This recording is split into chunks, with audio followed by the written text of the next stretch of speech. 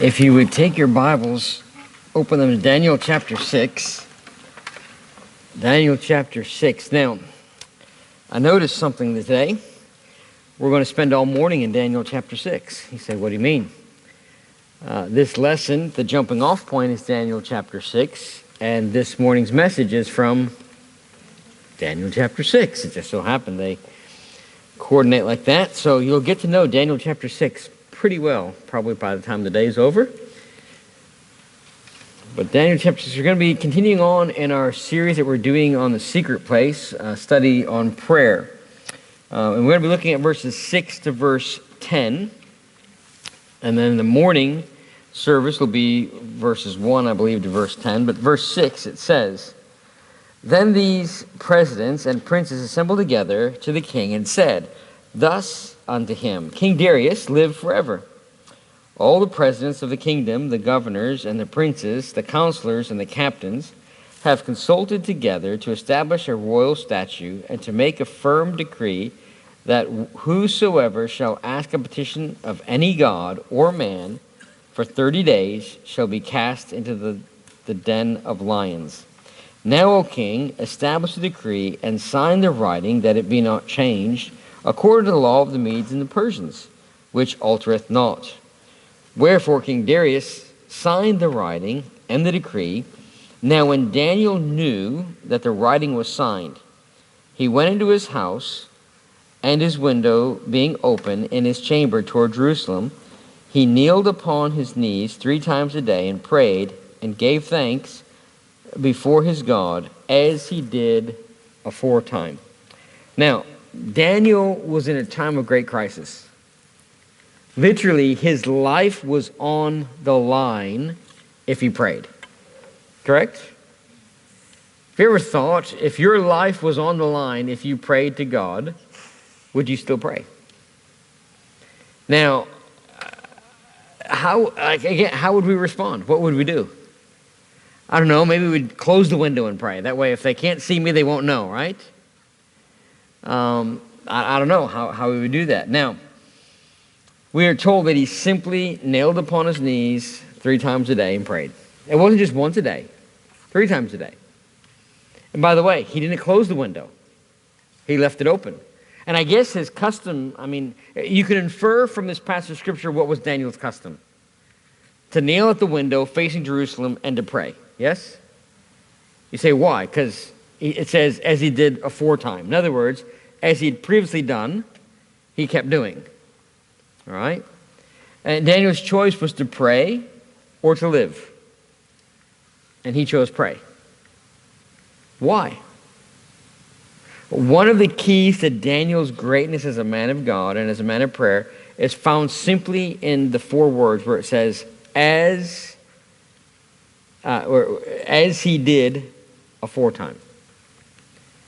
Prayer was very much a habit for Daniel.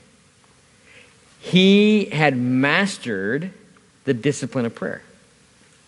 Right? When we think of discipline, we think of disciplining a child or something, punishment. But discipline can also mean to something you do regularly. You've disciplined yourself to do it. Some things take a lot of discipline to do, don't they? You say, what do you mean? Yeah, especially on a cold morning when the alarm goes off to get out of those covers. That takes some discipline. I don't know about you, but this morning when you lifted the covers, I was like, no thank you. It's cold out there. I'm not getting out of here.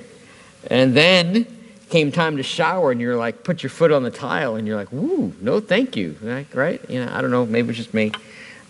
Take some discipline to do some things. To eat right, take some discipline. To exercise, take some discipline. It's not as easy as it once was. To do anything takes discipline, right? Prayer is the same. So this idea of discipline also comes out, and take your Bible and go to 1 Corinthians chapter 9. 1 Corinthians chapter 9. Paul illustrates the discipline in comparison to an athlete. Look at verse 24 to 27. "Know ye not that they which run a race run all, but one receiveth the prize. So run that ye may obtain. And every man that striveth to mastery is temperate in all things. Now they do it to obtain a corruptible crown, but we an incorruptible crown. I therefore so run, not as uncertainly, so fight I, not as one that beateth the air, but I keep under my body and bring it into subjection, lest by any means, when I have preached to others, I myself should be a castaway. So he used this idea of an athlete controls their body. Why? Because they have a goal, don't they? I don't know if you ever had the privilege to know or be around someone who was an Olympic level athlete. When we first moved to Australia, one of the guys I got to know, he's preached at our church one time, was a guy by the name of Glenn. And he is a Paralympian. And he's a Paralympian in multiple sports, more in rowing. And which, I mean, if you're, he has no legs from the knees down. He has artificial legs, so he's really strong in the upper body strength. And I can remember one time he challenged me to a race in front of all the youth group. We had this multiple youth rally.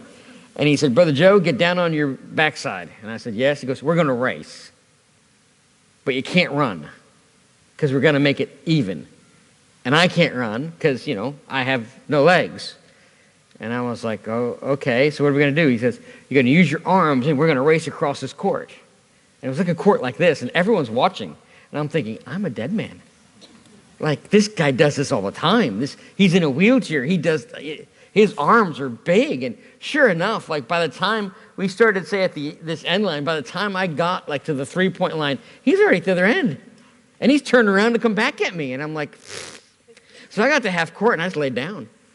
You say, why? I knew this body was not brought under subjection for that kind of goal, right? But he had trained, and there were times where we were together, and I say to him, "Hey, you want to grab a burger?" He goes, "I can't. I want to, but I can't."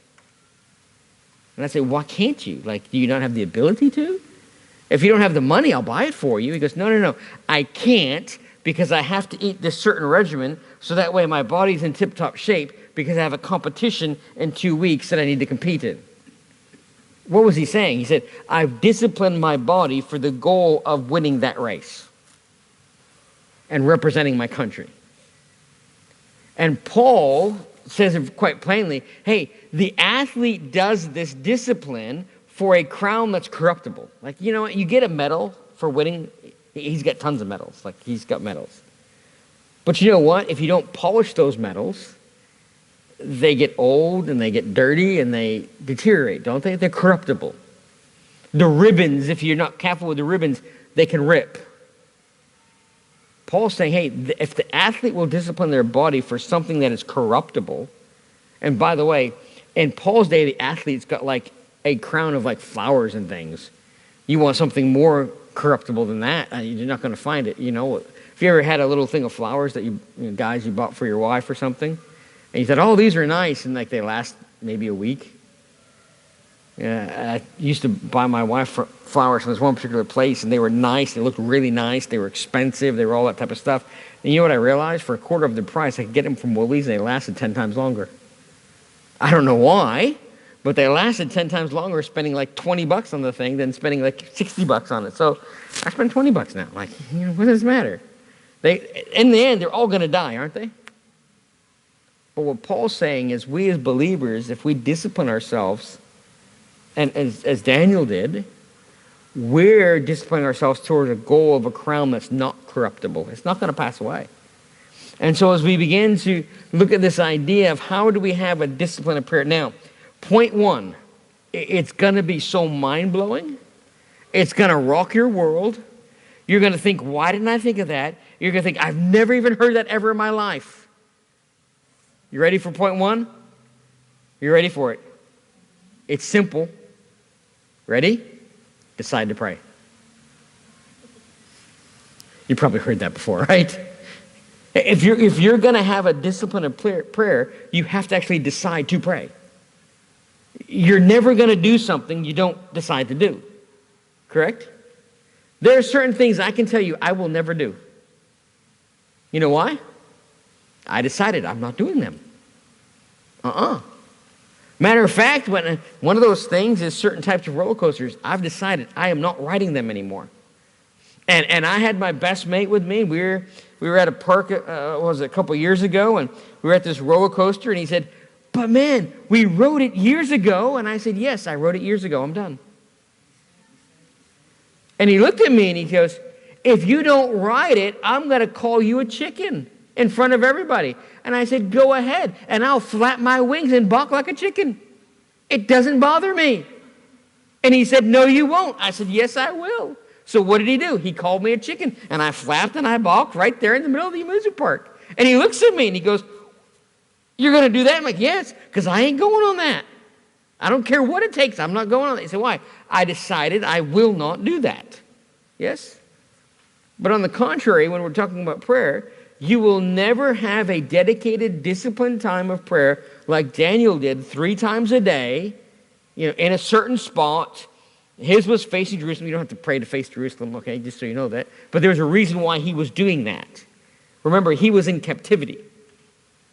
And he was praying towards Jerusalem. Why? Because he was praying for the deliverance of his people to go back to their home. But you know what? He had decided a long time ago that no matter what obstacles are in my way, I will pray. And so he had made a decision long before the decree went out saying you cannot pray. He decided a long time ago. Remember back in Daniel chapter 1 and verse 8? He purposed in his heart not to defile himself with the king's meat. He decided a long time ago that he wasn't going to pray. By the way, in Daniel chapter 1 and verse 8, he was probably a teenager. Now in Daniel chapter 6, he's probably in his 80s. Because we're a couple kings in now. If you've studied the book of Daniel, because if this is Darius, then Nebuchadnezzar, all that type of, we're in there. So he's probably about 80. So why is he praying still at 80 even when he's told not to pray? Because as a teenager some time ago, he said, "You know what? I'm going to pray. Throw whatever you want at me. I'm going to pray." So what's the first thing you have to do? You have to decide to pray. Can I ask you something in life? Why do you sleep? Because you're tired, right? You decide to go to bed. Why do you eat? Because you like food, right? And you decide it's time to eat. I'm hungry. Why do you spend time with your family? Hopefully you like them, right? But you decide to, yes? Well, because those things are important to you.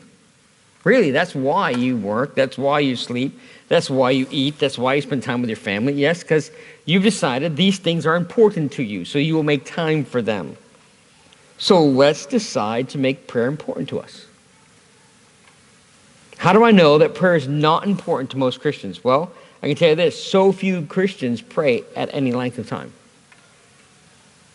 Now, it's cute when you're 3 to pray, "Dear Jesus, thank you for the food, blessings of my body, amen, eat up." Right? That's cute from Tommy. Right? But what if, that's how I prayed all the time? You would think, "Grow up, Pastor. You don't pray much, do you?" Pray at length. And it doesn't mean that every time you pray has to be like everyone's going, "Can you please stop?" We're talking about in your own private time. We're not talking about in church, okay? The family joke is if we're really hungry and the food is hot, we don't ask Andy to pray. You say, "Why?" "You'll be there a while." It's not a bad thing. But if you get hot food and you don't want it to go cold, you just don't ask him to pray because he'll pray at length. But you know what I mean, in your private time. So few Christians receive a regular answer to prayer. Can I give you a hint? This is going to be mind-blowing too. You know why they don't receive an answer to prayer? For your prayer to be answered, you actually have to pray. This isn't rocket science here. You have not because you ask not. Yeah, why don't most Christians receive the answers to prayer? Well, because they never actually prayed in the first place. It's just that simple. This is not rocket science. This is just very basics of basics. And then so few Christians faithfully go to any sort of time of prayer or a prayer meeting. And you know what I find interesting? And we were in the States and things, and you go to a Wednesday night prayer meeting,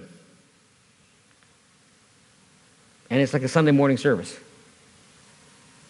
You go, someone shares some prayer requests. One person will get up and he'll pray over the prayer request. Then you go on to a special item, and you go on to a congregational, and you go on to a preaching message, and it's just like any other service. I'm sitting there going, am I at a Wednesday night prayer meeting? Because when did we pray? Where's the prayer time? Like, other than the opening prayer, people up there praying. But if it's a prayer meeting, why aren't we praying? Hey, I'm not being critical for anyone else does things. If they want to do it that way, that's cool and all that type of stuff. But don't call it a prayer meeting. Because it's not. Hey, go to times of special prayer. That's why we've tried to incorporate into, and I've talked to a number of people, and they've told me since we've incorporated into this growth group time, a time that we just don't teach the whole time, but we break away and we go into prayer groups, it really helps. One, it helps build relationships, but you spend time in prayer as a church. That's a good thing. Wednesday night, hey, we've always had in our Wednesday night Bible study and prayer meeting, and we mean it's a Bible study, and it's a time to pray. So why don't we do that? Well, we don't do that. All right? I'm going to stop right there. I could go on to point 2, but we won't have time to pray. So I'll stop right there. All right? So we'll come back next week. We'll be here